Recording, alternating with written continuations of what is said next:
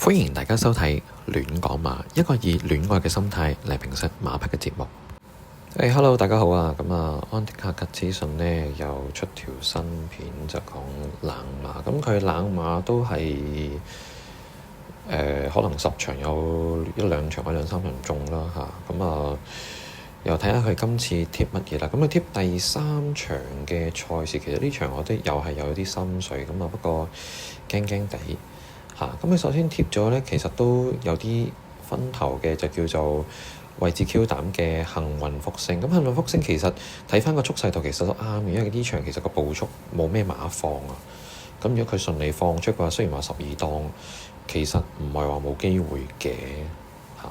咁跟住呢個電魚之區咁應該都係風頭火勢嘅馬啦，因為文家良其實前2次有表現，一個大冷門，估計就係跑出嚟冇人中到，調翻轉熱門就跑第4。咁我係馬主換馬房都好正常。咁操練都好積極，呢隻其實都係穩膽嚟嘅。咁佢就揀咗連贏同3重彩膽，然後越進知己其實都係近嘅後追一段，咁就佢就揀咗呢個叫4重彩雙膽。佢會唔會登晒呢3隻呢？都不得而知啊！因為呢個格局有啲似較早之前啊，佢講嗰個落足了嗰場啊，佢登晒啲3隻熱門嚇，咁就自己心水馬就係呢個飛王啦。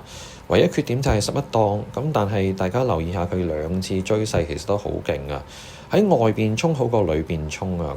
睇下梁家俊點樣發揮啦。全場最後生嘅馬對一匹年長嘅馬，究竟邊個取勝呢？咁我哋今晚就會知道結果啦。咁我自己心水就係3場嘅飛王嘅。